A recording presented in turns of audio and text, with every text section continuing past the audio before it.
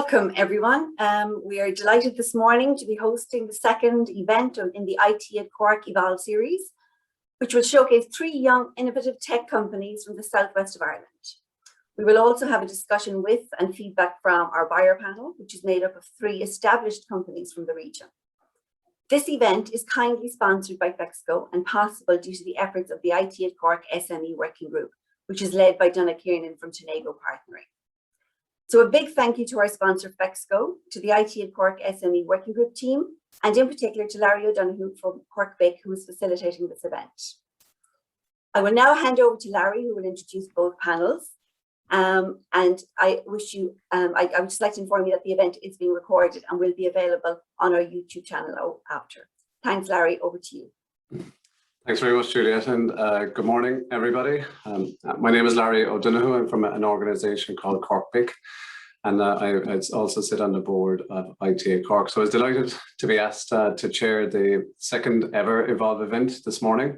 And I think this morning is going to be a really fascinating session. So what we're going to get to see, real life sales pitches during this session today from young tech companies from the region. And all of these tech companies are in growth mode at the moment and are ready to engage with large scale customers. And in many cases have already large scale customers on their books at the moment. So often the initial introduction or an opportunity to show a product or service to a target company can be a hard thing to come by or a hard thing to organize. So with the help of IT at Cork membership and the network within IT at Cork, that's what we want to do. We want to bring these companies together in the hope of creating opportunities for them to do business and opportunities for the buying companies to solve problems that they have currently.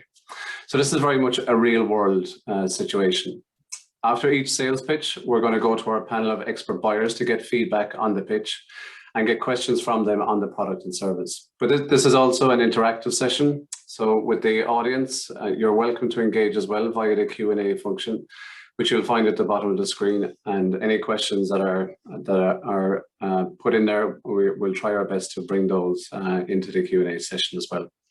But also as an audience member, the second part of these Evolve series is not just the buying panel that are live in front of us today. There may well be companies within the audience today that see a solution to a problem that they are currently experiencing, and you may well want to be connected with the company that is pitching here today. So at the end of this session today, we're going to run a poll, and we'll use that poll then to connect any of the companies that are interested with the pitching companies here today. Okay, so on to our expert buyer panel this morning. We're delighted to have 3 buyers on the panel from a diverse background of companies. So we have Carla Ahern, and Carl is the Director of Strategic Business Development with Fexco. We have Jacqueline Hunt from Cork County Council, and Jacqueline is the head of ICT. And we have Darren Burnett, and Darren is the Director of Technical Support with VMware. So good morning, folks, and we might just ask each of you to introduce yourselves and your organisation briefly this morning. And Carl, you might kick off there first. Sure, thanks, Larry. So I work in Fexco. Fexco's a transactions management company based in Kerry. Actually, in the next couple of weeks, actually next week, we're 40 years old as an organisation, which is a great milestone for us. We're still family owned. We operate in a whole range of different areas, but it's financial services primarily, asset management, treasury management, foreign exchange, payments. We operate in 50 countries. We've 2,300 employees thereabouts. I run a division in Fexco called Drive, and Drive has quite a broad remit. So my team looks after product management and innovation, operations, delivery and support, software engineering, and IT infrastructure, and group marketing. Great stuff, Carl. Thanks, man. And Jacqueline, you might introduce yourself. Thanks, Larry. Good morning, everybody. So as you said, my name is Jacqueline Hunt, and I'm the head of IT in Cork County Council. So Cork County Council is the 2nd largest local authority in the country, coming behind Dublin City. So we're largest in terms of actually our size and scale, and 2nd largest in terms of population then that we serve. It's a very interesting sector to work in, and I suppose people would be familiar with the kind of services that local authorities provide in terms of roads, planning, housing, environment, and economic development, tourism.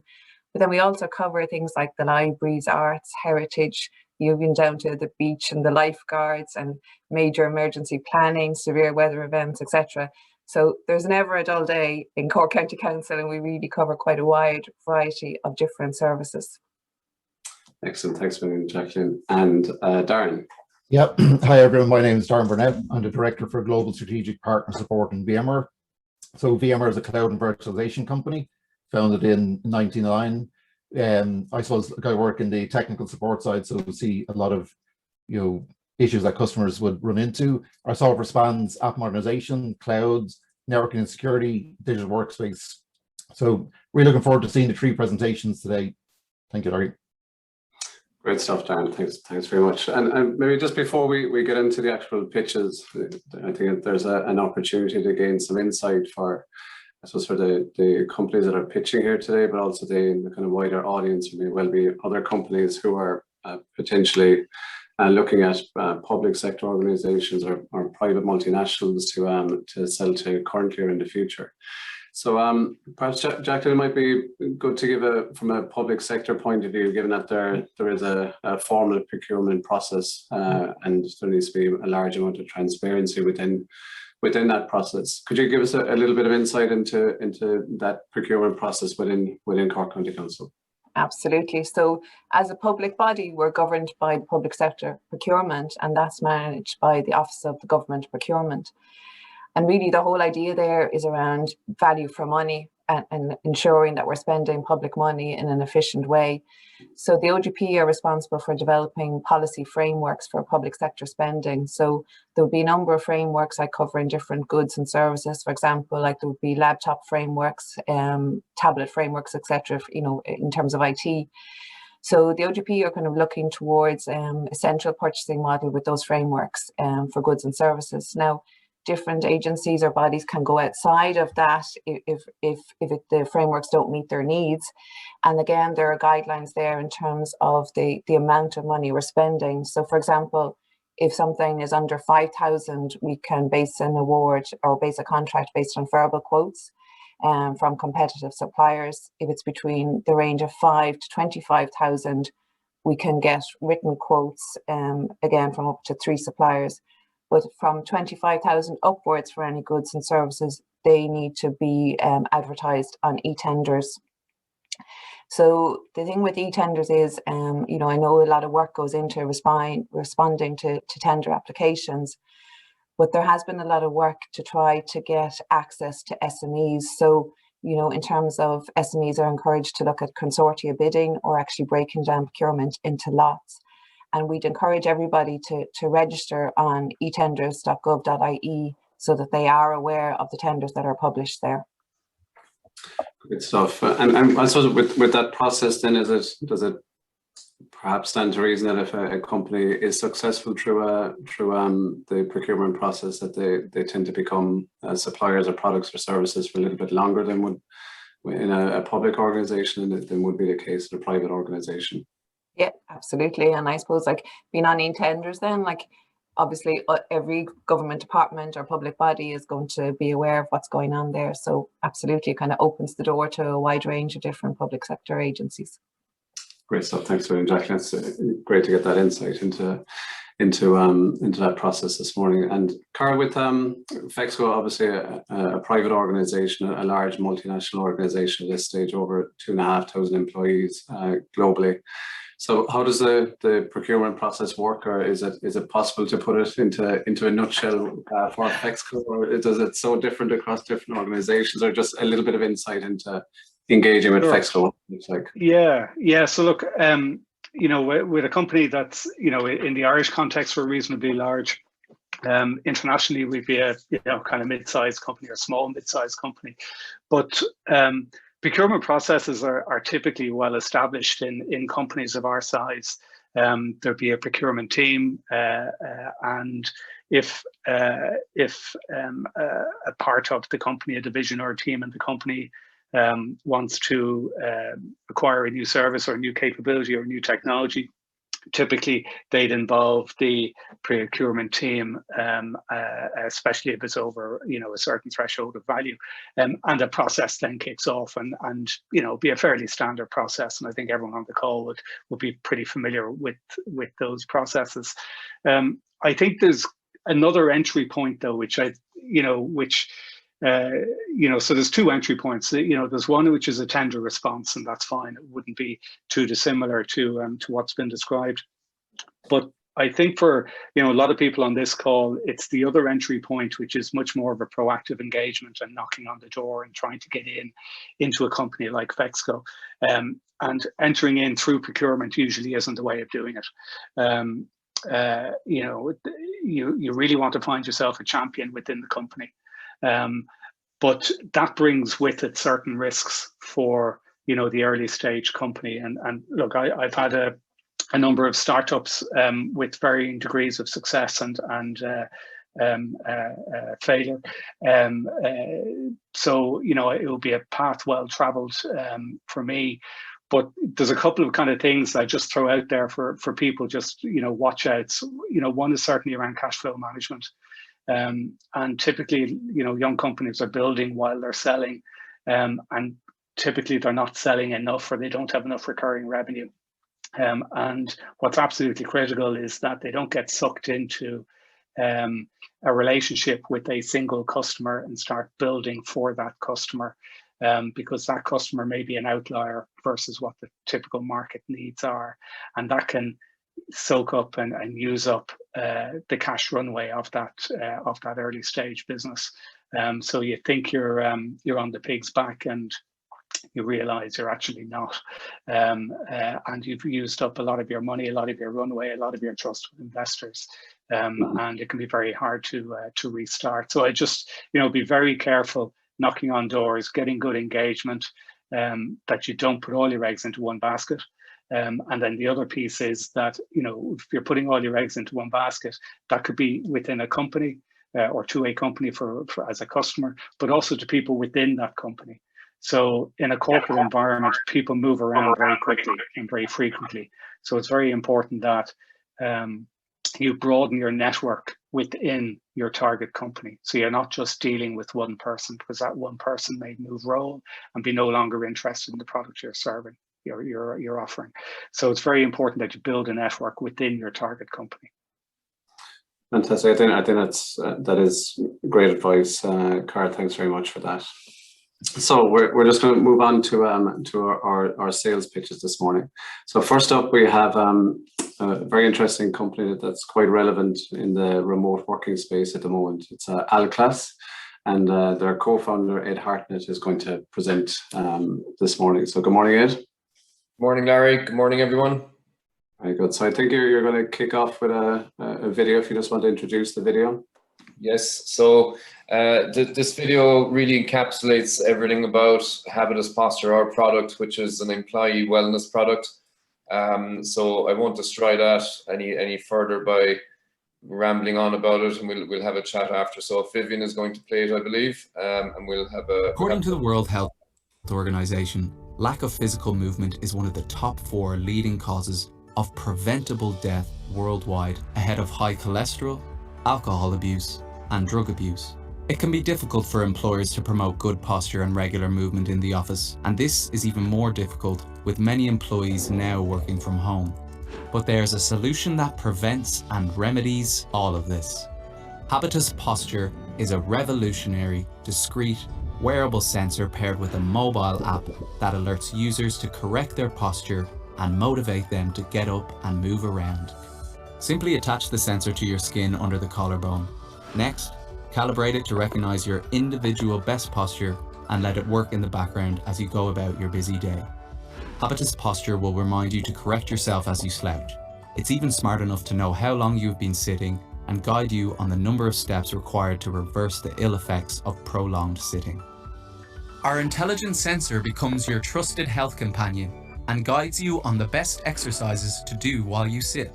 Habitus Posture captures big health data, solving employee health issues, validating company health strategies, while attracting and retaining the best talent, no matter where in the world they are.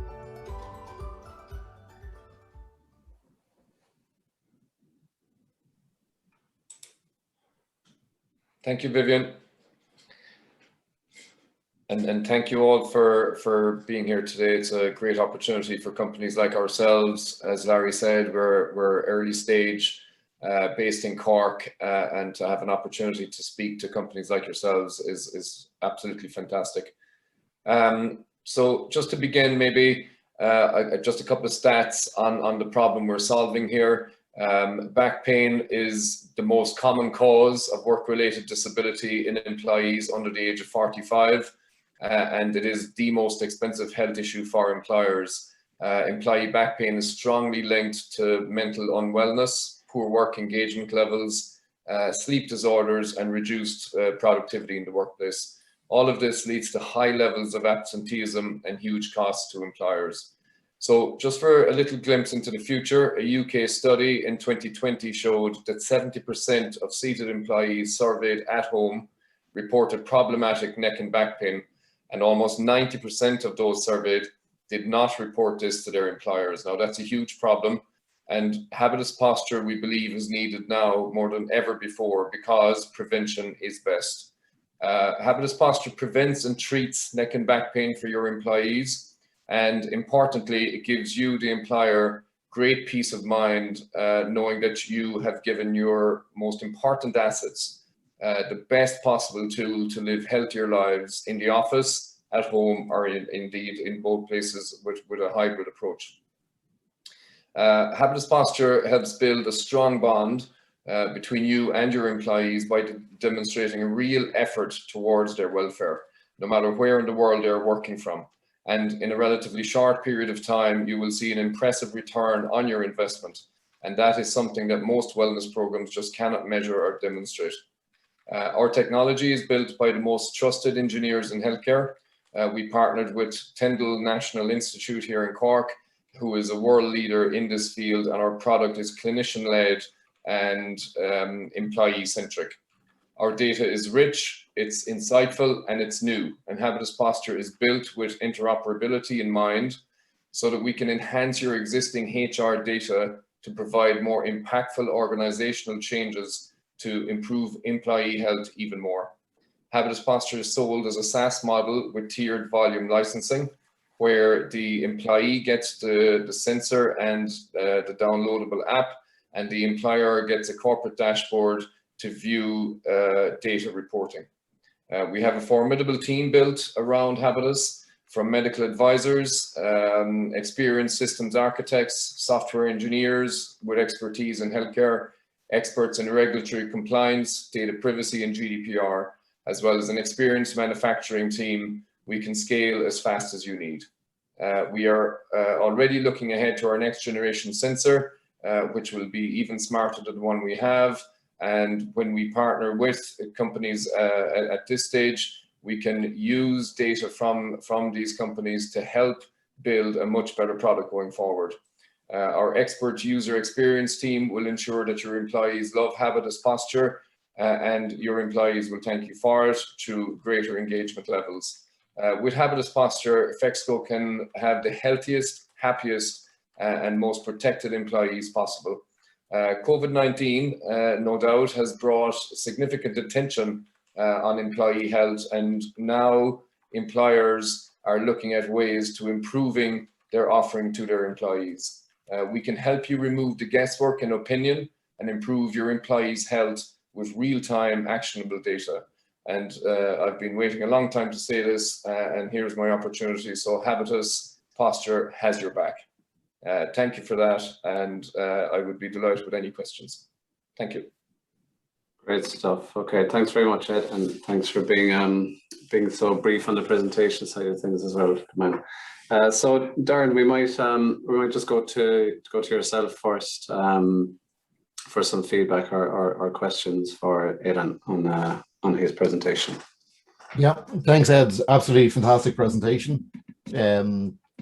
You know, wellness is very popular for companies. It's also popular, I think, for individuals. I know I'm wearing my Garmin smartwatch, you know, to kind of track my my moves and everything like that. So, and you also, I'm thinking my camera's taking a while to pair on, but you actually have me sitting pretty correct. You know, I'm adjusting my, yeah, you can see me now. I'm adjusting my posture. Good. One question I'd have, and I know you mentioned GDPR and all other compliance things, but like we know in the US there was an incident with the Fitbit watch, and I think it was Go 365, where teachers were given watches to track their movements and to help them kind of get fit. So the intention was good, but it ended up causing like a 9-day strike. So I'm just wondering for yourself, if you're going into companies, how do you ensure that people understand that this is for their well-being and not to track them by the corporate? Sure, great question. Well, first off, we have developed a training video as well that is accompanied by this. So the educational aspect to the product is a huge part for us, and it absolutely allays any fears to the employee, to the user of the product. It is very, very obvious that we are trying to improve their health from an empowerment position. And the data that is viewed by the employer is all aggregated and anonymized and very, very secure on a Microsoft Azure platform. The employee or the user views real-time data themselves on their own app, and that is very, very secure. Okay, thank you, Ed. Just another one, you mentioned kind of future developments of it. Have you considered maybe moving it away from a wearable device into like incorporating into a chair or something like that, so people don't feel like it's tracking them as they're going around, especially if they're working from home? Sure, yeah, we have a brilliant data analytics team on board, and when we gather more data going forward, we are certainly looking at other ways of going away completely from a sensor perhaps, and seeing if that's an option. But we really need to stay with accurate evidence-based scientific data. So if that means staying with the sensor, then that's what we'll do. But because of our data analytics capabilities, we will be certainly exploring that. Absolutely, yeah. Excellent. Okay, thank you, Ed.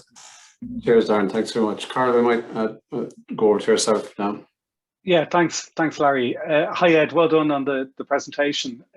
To what degree is there commonality between users regarding their potential ailments and the remedies themselves? So really, I suppose where I'm getting to is, as an employer, should we be rolling this out to all our home workers, or is a sample size appropriate, and then share the learnings with everyone? Yeah, so the real central basis behind this product, Carl, is that behavioral change is best achieved through small incremental habit development. So positive habits developed over time, over a period of time. Now, the thing with habits is, and good habits, is that it takes a while to achieve that. And if you stop doing the good stuff that you've learned, you will fall back again into the old stuff. So from a clinical perspective, Carl, we noticed that the majority of neck and back pain in seated employees is absolutely preventable. But the problem is clinicians don't get to see these problems until it's maybe 3 or 4 months old. People at that stage are probably on medication. They're visiting consultants. They're waiting for MRI scans. That have numerous physiotherapy sessions, and the horse has bolted, so to speak. So to gather data and then present it just to everyone from a smaller cohort, it can be tricky business, Carl, because everyone's posture and anatomical and physiological build is very, very different. And this device is built to empower each individual because of those unique entities within. So you could look at some good, rich data analytics and see if it can be applied across cohorts.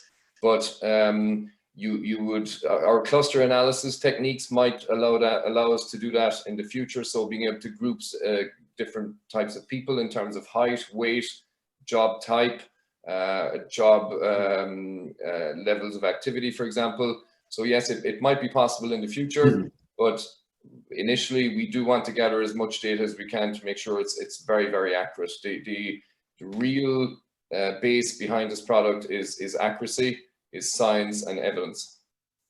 And do you see a drop off in terms of usage or wearing the wearable? Well, no, Carl, because what we see here is that whoever in your company is healthy, we want to keep healthy. So developing and keeping good habits going is essential for this. So people with existing neck and back pain that will take the device on will find a reduction in neck and back pain eventually, and in a relatively short space of time. So essentially, we want to keep the healthy, and we want to help those who are in some trouble. And there's no issue around liability for giving health advice on a person by person basis. No. So what we're doing here is we're just providing the tools to employees on how to behave better. So we're not diagnosing anything. We're not giving opinions on anything. We are just highlighting an issue and allowing them to make up their own minds on that, obviously in line with the employer. Thanks, Ed. Great stuff. Thanks, Carl. And Jacqueline, we have time for one quick final question. Sure. Thanks, Ed. It was a really interesting presentation, really interesting product. I suppose my question relates to a little bit what Carl was talking about there in terms of whether this is considered a fitness or a medical device, and like maybe what the regulation are in terms of that. I could certainly, I suppose, in terms of the pandemic and with the rush to moving to working from home, and some people's workstations may have been less than optimal. You know, I can understand where there could be a real use case here. But maybe if you could comment on whether it is considered a fitness or a medical device, and what regulations you might have to adhere to. Sure. Thanks, Jacqueline. So we fall into the health and wellness sector. Here, it's not a medical device, so it does not need FDA approval. So we're not bound by those regulations in that respect. However, that said, the team that we have built around this product, for example, Diarmuid Callan, who is an expert in software as a medical device, we are applying those regulations and those rules within our company so that we come up with a product that is trustworthy and is totally safe, but we're not bound by those rules. Okay, thanks very much. Yeah, thank you.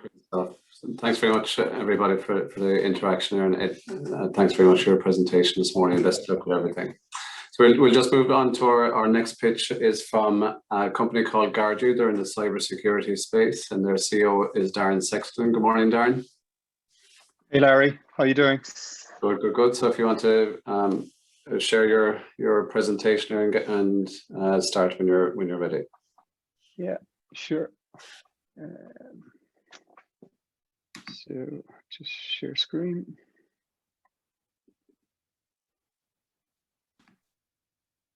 You can see that there, Larry? Yeah, that's all good, Darren. Yeah. Okay, so I'll kick off. Good morning, everyone. Thanks to the guys at IT at Cork for inviting us on. It's great to be here. Just to add some context to my presentation, just a few words on Gardu. We're a cybersecurity vendor based in Cork, specializing in what's called remote compromise assessment, which is essentially a technical assessment of a company's network. We've developed a fully automated platform that collects up to 6 to 9 months of Windows event log data to perform a point-in-time assessment of a network. Because we go such a long way back with our analysis, we're able to deliver a much deeper report on network activity. I don't think I need to remind any of you of the recent ransomware attacks that have been taking place.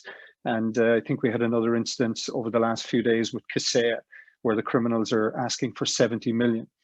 I think what's frustrating about these attacks is that after every attack, when the analysis has been completed, we always find evidence that attack indicators were available prior to the attack taking place. So we in Gardu want to promote the concept of regular compromise assessments to help identify these attack indicators early so companies can avoid being hit with ransomware. Today, I'll outline our model, our methodology, the problems we solve, our technology, and some of the organizations we are working with. Okay, so before I get into my sales pitch proper, I want to clarify something for the buyers that will hopefully dispel any unconscious bias that they might have when somebody they don't know is trying to sell them something that maybe they don't think they need. I'm not here to ask you to disregard any of your existing solutions. nor am I suggesting that you choose Gardu over the cybersecurity partners you're already working with. Gardu is committed to delivering our solution via your existing cybersecurity partners. Our goal is to help enhance what they do, not replace them. We simply want to offer a new perspective. There are a lot of great partners in Cork, PFH, Hibernia, Evros, Paradigm, lots of others, and we want to work with these partners to deliver our solution. So the fact of the matter is that once hackers land you as a victim, they learn all about you to the point where they know more about your infrastructure than you do. Criminals can be within a network for up to 8 months before they execute their malware. How do they do that? How do they get in? How do they stay hidden? They know how to find and exploit the vulnerabilities on your network. They're compromising existing accounts and they're using legitimate tools to hide in plain sight. They're identifying the data that's of most value to you. They identify the devices this data sits on. And when their ransomware is executed, these devices are encrypted first to stop you taking them offline quickly. Our mantra, I suppose, is know thyself. Only when you fully understand your network, the risks that threaten it, and how these risks are addressed within your cyber strategy, can you determine where best to direct the processing power of the other solutions you've invested in. In other words, don't throw money at a problem until you fully understand it. It may seem obvious, but in with all the recent ransomware attacks, it suggests it's not that obvious at all. So our goal is to help reduce a company's attack surface, to minimize and to help companies understand their infrastructure. Like, for example, when a company is 10, 15, 20 years old, Carl mentioned earlier on that Fexco is 40 years old this week, it must be really difficult for IT teams to know what accounts or services were set up in the early days of the company, and if these accounts and services are even still in use. I mean, 10 years ago, having an account with a password set to never expire might seem to be okay. Ransomware wasn't a thing. But how many of these 10-year-old accounts are still out there?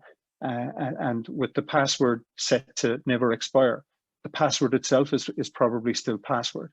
So we help IT teams identify areas within their network that are vulnerable and can potentially be exploited. And these vulnerabilities can be a mixture of user behavior or historically weak IT policies. So why aren't companies carrying out compromise assessments on a regular basis? Because conducting an assessment of this type is time consuming and expensive. It typically takes 8 to 10 weeks to deliver a proper assessment manually, and the assessment needs to be delivered by specialists, and so it's very expensive, sometimes in the region of 80 to 100,000 euros. Why do breaches keep happening when we have such cutting edge solutions from other vendors in place? Companies still don't understand how to identify their own weaknesses, or if these weaknesses have been already exploited by criminals. So our solution, our value proposition is Gardu reduces the time, the resources, and the costs involved in this standard of assessment by up to 70%. We feel we're unique as a vendor because not only do we want to execute a cost leadership model that democratizes the standard of audit, we also speed up the process by automating it in the cloud. So how do we do this? We follow the same approach taken by a lot of enforcement agencies, digital forensics investigation process. We treat each network like a physical crime scene, except we conduct our investigation remotely. Our technology auto-recognizes the data we need, collects and encrypts it before uploading it to our data analytics engine in the cloud. And there it's mapped against our own threat models to deliver our final report. All our technology is proprietary and has been developed in-house. An automated report is then produced and released to the client's partner, who assesses the findings before presenting it to the client. Our report can be mapped to the MITRE attack framework or to CIS controls. Gardu is like a blood test lab. Somebody feels there's something going on in their system, but they're not sure. So they go to their doctor, in this case, their partner. The doctor takes their data, sends it to us, and we analyze it. We're not looking for anything specific. We're looking at everything. And when we give our report, we give it to the partner, and they can suggest the best course of treatment for their customer. This is just some feedback from a CISO in the UK. You can see they were expecting the report to be in the region of $70,000 and take up to 8 weeks. We can deliver the report for €5,000 within 48 hours. Our pricing is based on the number of devices we assess. We start at €10 per device, but this gets cheaper as you go up through the price bands. So for a network with 1,000 plus devices, the price drops to €8 and continues in that frame. I thought I'd share with you some of the organizations we're currently working with. US government agency called USAID recently awarded us a contract to carry out compromise assessments on high-profile critical infrastructure companies in Ukraine. As part of America's foreign policy, USA leads the government's international development and disaster assistance fund through partnerships with industry specialists. It's very satisfying for us to think that a core company is helping the US government help Ukraine protect its critical infrastructure from nation states like Russia. These are some of the other projects we worked on recently: Formula One track in Abu Dhabi, Danish government agencies, US defense contractors, all delivered through our channel of partners. So just to wrap up, our goal is really to help companies reach a better place regarding their cybersecurity.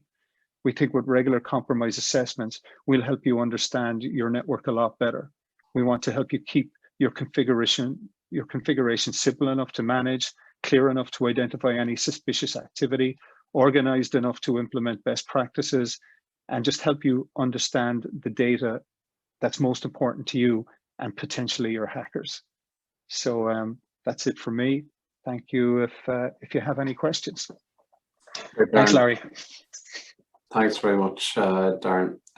Really interesting presentation. It's something that couldn't be more relevant and timely at the moment. So Jacqueline, you might kick off the feedback or the Q&A session, please. Sure, thanks Larry, and thanks very much Darren. Like obviously as head of IT, cybersecurity is one of my top concerns, and anything that I can apply, you know, that's going to give me more confidence and a sound night's sleep is actually something I'm really interested to hear about. I suppose one of the questions I have for you is like, what differentiates your product from all of the other cybersecurity tools that are out there? You know, like most organizations would have a SIEM in place that's managing incidents and events, etc. So what extra are you adding with this? Yeah, it's a good question, and sometimes people actually compare us to a SIEM. But I think that a SIEM is something that's taking live information and it's doing a live scan on your system, whereas we're taking a point-in-time assessment. Mm-hmm. So because we specialize in Windows event log data, we can go back as far as you have held your Windows event log data. So typically we go back 6 to 9 months. So when you have 6 to 9 months of information from each device on your network, and say you have 1,000 up to 2,500 devices, you get a really wide and a really deep picture of what's going on. And that allows us to identify patterns and you know, anomalies that are happening on the network. We work with a lot of companies that actually carry out our assessment before they deploy their SIEM, because if there are people hiding on your network before you deploy your SIEM and they're using legitimate compromised accounts, they don't recognize them as threats when you turn the SIEM on, because they were there when they got there and they're only doing what their access privileges allow them to do. So we have a lot of companies that actually do a compromise assessment before they deploy the SIEM to clean up their network, and they actually use our report to define the rules that they set for the SIEM when it's spun up. Okay, that's really interesting. And tell me, in terms of what happened in the HSE, how confident are you that if you had been in there before all hell broke loose, for example, that you would have been able to maybe mitigate against that or help them? Yeah, you know, you like to think that you would have been able to spot stuff, because I mean, it's like I said in my presentation, every time we have a breach and we do the investigation, we find the indicators that there was people there. But why don't we just do the investigation on a regular basis beforehand and identify the stuff that's there? I think, you know, that there's these hackers, especially the ransomware guys that are buying ransomware as a service from the Russians, they're just casting their net out there, but they can be on your system for up to 8 months beforehand. If you carry out an assessment during that 8-month period, you will identify that something is not right. And we would have been very confident that we could have spotted something beforehand. So is your hope Darren? that you'd almost, oh, sorry, excuse me, I'm just, one last question. Is your hope that you would actually be in the space of where we're doing regular pen testing, that we'd actually do this kind of regular compromise testing as well? Absolutely. I mean, we think compromise assessment is where pen testing was maybe 10 years ago, that it was almost like a luxury that you got done a couple of times a year. Now you're doing pen testing on a regular basis during the year. What makes us different from pen testing is pen testing by its very nature can damage some of the digital evidence that to prove that a breach took place, because a pen tester is actually breaking into your network. So what we're doing is preserving what's the crime scene, and we're not damaging any evidence, so we can give you a full kind of timeline on what has happened during the breach. And that makes it slightly different from a pen test. Okay. Thanks, Darren. Thanks for Thank you. Thanks for your questions. Yeah. Karen, we just have time for one very quick question and answer, Darren. Oh, okay. Thanks, and thanks, Jackie, because you asked lots of good questions there that are very useful. I suppose, Darren, you know, if we look at things like Darktrace, which, you know, is a kind of AI enabled network monitoring, you know, or you know, yeah, let's call it a network monitoring tool, you know, so it's looking at the behaviors on the network and trying to learn and spot strange occurrences. Would you see that, you know, in time that's a direction you're going to head in, or do you see, you know, your compromise assessment being at a point in time as opposed to being a live compromise assessment tool, that there'd still be a space for that? Yeah, I think for now, until maybe the technology gets a bit better, and we are looking into building what our guys in the lab call a neural network. We've been doing this for 5 years, so we've been gathering information for 5 years, which gives us a really good start on building an AI platform, because we have so much data that we can draw upon. But I think that when you do a live scan of a network, you know, to stop reducing the performance of the network and slowing the network down, people have to do a very narrow assessment. So you're looking at a very narrow sort of piece of traffic or activity on the network. Whereas we like the idea of taking 6 to 9 months of information, because you get a much wider picture and you're much more likely to identify, you know, user behavior anomalies, you know, lateral movement, things like that. So for now, we're still focused on that that snapshot in time, because we think we can get a much better result on our report. And our report has been compared to, as you can see in my presentation, our report is delivered in 48 hours. It's been compared to reports that are being delivered by FireEye and NCC that are taking 8 weeks of billable hours to deliver. So we can, our information is still quite live when you get it, but it's much richer and gives you much more detail than a live scan. Okay, thanks, Darren. Okay, great stuff. Thanks a million, Darren. Well done on your presentation. So thanks, guys. Best of luck for the future with everything. So our next company to present is SafeScore, and we've got Nicholas Gorman, is a co-founder and CEO of SafeScore, is going to present this morning. So good morning, Nicholas. Hey Larry, good to see you again. And hi Darren, Carl, Jacqueline. Thanks for having me on today. Just quick check, everybody can see the slide? Yeah, we're seeing that, so you're good to go. Oh, that's fantastic. Okay, so hi everyone, I'm Nicholas and I'm the lead founder of SafeScore, and we provide businesses daily updates on travel restrictions from over 150 countries, saving your team hours of effort and research. Duty of care from employers to employees has always been challenging, but now more than ever, employees want to know that corporate travel arrangements are current, reliable, and have their best interests at heart. Business owners want to know that their operations staff aren't spending 3 to 4 hours a day arranging travel, checking requirements, and making sure that employees are safe to return home.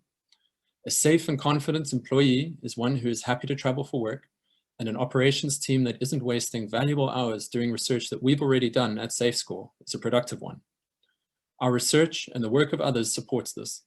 Since 2017, over 2/3 of corporate travelers have ranked safety and security as their most important consideration when traveling. More than half valued travel intelligence and being prepared before taking any trips for work as a high metric. The recent travel restrictions, the testing requirements, the quarantine requirements, all of these have accelerated this trend and the demand for knowledge and security. And what is the solution to this growing challenge? The solution is SafeScore. And what do you get with SafeScore? Your team gets on-demand, personalized safety reports for your employees every time they take a trip. You get unlimited access to our curated databases, and you get real-time alerts. If a border closes while your employees are away, you'll know before they will. Maybe they'll even know in real time if they've signed up for the alerts. We offer travel alerts to keep them informed, and best of all, setup is complete in minutes, and trials are completed in days. More interestingly, we're the only solution that is fully independent and able to offer this data in a personalized and reliable way. The travel intelligence market is small and it's immature, but it is growing. Many alternatives offer limited functionality, or they simply repurpose or repackage existing solutions from other providers without any check on the data. Our edge is our bespoke solutions and our rich and growing feature list that will extend many years after COVID is gone. Some of our potential partners are up on screen with their testimonials, and if you read the text, you'll see a very consistent messaging.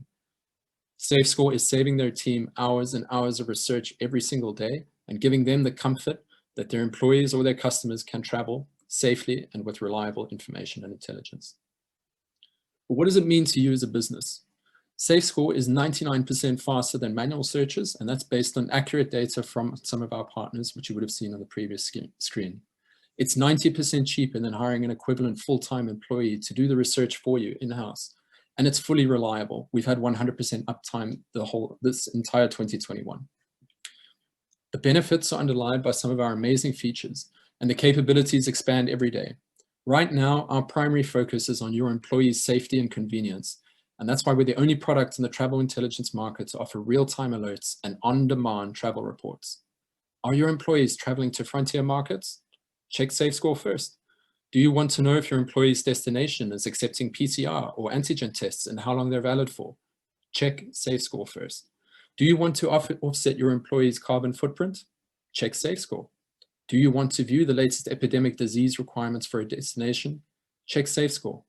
But most importantly, do you want a clear and transparent document that proves that you followed your obligations as an employer through duty of care? Use SafeScore. Employee safety and duty of care doesn't have to be expensive, it doesn't have to be complicated, and it doesn't have to be laborious. It could save somebody's life, and it can be done in just 3 clicks and with a PDF with SafeScore. We're a SaaS solution. We have tiered monthly pricing based on usage, and we'd love to hear from you to discuss our offering in more detail. I'll conclude with a short background about SafeScore. We're based in Kerry at the RDI Hub, and we have an international team working in 5 different countries, accessing data from over 150 airports, 390 airports, 150 countries, and 400 airlines. I'd love to hear your questions and discuss in more detail. Great stuff, Nicholas. Thanks very much for that. So, Carl, you might kick things off here. Sure, thanks. Thanks, Nicholas. Great presentation, really clear. Who are you selling to in a company? It's typically the corporate travel managers, HR departments, and operations, depending on the size. So it's those who are booking the trips and planning the travel arrangements for employees and senior level executives. And I presume you don't see this as a short-term problem linked to COVID, that you see it being a long-term challenge for companies. Definitely, and that's a great question. And not just with regards to travel safety, but also with corporate social responsibility and a bigger pull from the market for offsetting carbon footprints, ensuring employees are taking the most sustainable and economical trip to their destination, and making sure when they get there that they understand the risks in that destination as well, if any. And maybe you do this, but if not, I would wonder, you know, is it something you're looking at? Would SafeScore, or could SafeScore be almost a travel wallet for an employee, where where they can store all related travel documents, including tickets, visas, QR codes for PCR and antigen tests, as well as getting the alerts. So it's all centralized and captured into a single app, as opposed to being dispersed across multiple emails, Google Keep Notes, other apps. Yeah, great question. It's definitely something that's come up in our strategy sessions in terms of product development over the next few years. We are close to that solution at the moment. The PDF provides the end user with all of their details, except say the QR codes and their booking information. But yeah, it's an easy pivot for us and something we can do fairly quickly longer term. But right now, the focus is getting corporate travel out of the slump it's in and helping businesses get their employees back into meetings offshore when they need to be there. Yeah, definitely. And just one other question, which would you believe has just gone out of my head completely. What was it? No, it's gone. Sorry, if it comes back, Nicholas, I'll ask you. But that's oh yeah, sorry, it's come back to me now. Would you look at providing this capability to travel websites like Booking.com or Kayak or whomever it is, so that they could become a reseller? Also, a good question. If it didn't lead to displacement, then definitely. And we've been in conversations with Kieran Mulligan from Blue Insurance, who's put us in touch with some insurance companies as well who are interested in adding this as a value-added service to their products. Yeah. The corporate travel team within larger organizations has shown some promise in the past, which is why we're focusing on this this roadmap for the next quarter. But yes, also great market, and airports as well, by the way. We've had a lot of pull from big European airports to include this in their site to stop passengers arriving with the incorrect information, queue build-up, poor customer experience. So we're seeing a lot of interest from a lot of different segments. Okay, really good. Thanks, Nicholas. Yeah. Thanks, Carl. Carl, thanks very much. So, Darren, we might just throw things over to yourself. Yep. So again, fantastic presentation, Nicholas. I would agree with Carol. I think, having kind of multiple apps, I think can be cumbersome. So if there was some way of plugging it in, either it takes information from other apps to present to you, or it can plug into another app would hugely help. I'm just wondering as well, when I'm booking a travel, I might not need to travel at a particular time of the year, so I might need to travel to a country at a particular, within a 3-month time frame. Will this app kind of recommend maybe a time where it's safer to travel? So maybe it's got some sort of knowledge of particular areas to say, well, look, during this time, there might be a festival on, there might be something on, there might be, disruption. Would recommend kind of to travel at certain times of the year? Yeah, also great question. We've been saving or harvesting all the data we've been collecting for the last 12 months, and we are doing a lot of trend analysis. I'd say we're probably 6 to 12 months away from that capability, but it is something we're looking at, and a very useful tool, especially for events and conferences. Web Summit, for example, in Portugal, would be a great need for that tool. Excellent. Just one last question, and just on the legal side, for companies entrusting their employees to travel based on information provided, how can you ensure that data is going to be accurate? Yeah, so that question's probably come up about 1,000 times. Okay. So happy to answer it. We even went to an attorney out in the stall and got a proper opinion on it. So I'm happy to tell you that we are not promising to anybody that nothing is ever going to happen, nor that the restrictions will change. We are promising you that what you see on the day you see it is the most accurate information available at that time. And that is more accurate than somebody manually canvassing through Google and airline websites and the DFA and looking at old information. So we're offering the best in class service, but with no commitment that absolutely nothing will happen. Okay, thank you for that. Cheers, Darren. Thanks very much. And Jacqueline. Okay. Thanks, Larry, and thanks, Nicholas. That was a really interesting presentation. I know I, for one, I can't wait to get back traveling again. So I'm really looking forward to the day when I can do that. But I'm just wondering, in terms of the pandemic, have you thought about what impact it may have on travel in general, and if you think that the travel will actually return to the levels it was at, and how that will impact your product? Yeah, also great question. And just some background on myself as well that maybe helps answer that. I was in aviation. I was an aviation consultant. I worked with Emirates. I was with Dubai Airports and a couple of low-cost carriers in the Gulf. So I'm very close to the community and keep very close to the developments. And the current opinion is the first people to return to the air will be leisure travelers in small pockets, so young, adventurous, low-risk customers. Business travel there may be a small lag due to the realization that most of us can work remotely, but ultimately they're looking at 3 to 5 years to return to 2019 levels with a high degree of confidence. That's throughout the business, throughout the industry at the moment. Okay, that's really interesting. And then who are your main competitors in this area? Like, I presume like people can get a lot of information from government websites, but is that your unique selling point, that you're bringing it all together rather than people having to go to disparate sites and trying to find the information? Yeah, there's probably 2 other companies in the market at the moment. One of them originally sold visas online and recently pivoted to this. And we do our own assessments on our competitors, and we find often their data is out of date or they haven't refreshed it for many months. So I think that's the comparison between us and some of the other market leaders. But the government websites, and not to slag off the DFA, but I often go on there and just check. But some countries, for example, like Serbia and Slovenia, they haven't updated the travel restrictions there for over six months. So not only are we consolidating everything into a single portal, but we're also checking them against other sources and finding the correct information. So the value driver is the quality. Okay, that's great, Nicholas. Thank you. Great stuff. Thanks very much, everybody, for your insightful questions there. And Nicholas, well done on your presentation on the Q&A, and best of luck with everything for the future. There's also a question there, Nicholas, for you in the Q&A. So you can go in and type an answer directly to that question in the background there, if you just want to pop in there into the Q&A section. Okay, so perfect. That's the final presentation. So as we said at the start, what we're going to do now is we're going to run a poll. So hopefully there's, thanks Vivian for popping that up there.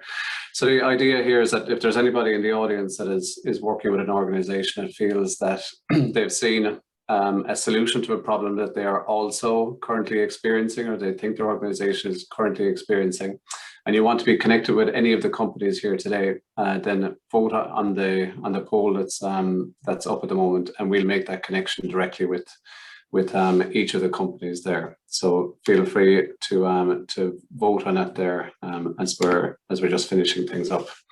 And with that, we'll wrap up this second Evolve session. I think this was, I hoped it was going to be a really interesting session. I think it has been. I think all of the companies that presented are incredibly relevant solutions to problems that across cybersecurity, across travel tech, and across remote working. So these are highly relevant and highly timely problems and solutions. And I think that each of these companies are going to be very successful in the markets that they've chosen to operate in. So well done to all of the pitching companies. We hope you make lots of connections from today's session. Who knows, hopefully there will be relationships that result in business for you, and that's ultimately the goal here. To the panel of expert buyers, thanks so much for participating today. Thanks for your engagement, your insights into your own organization, and your questions and insights that those questions have brought as well today, and the experience that you brought to the panel. So thank you very much to all of the panelists today. And also, Carla, a special thanks to Fexco. I know the great work that Fexco are doing in promoting early stage tech companies through the RDI Hub, and so the fantastic work that's going on there. And thank you for sponsoring the event today. So without the sponsorship of companies like Fexco, these events can't actually happen. So that is very, very much appreciated.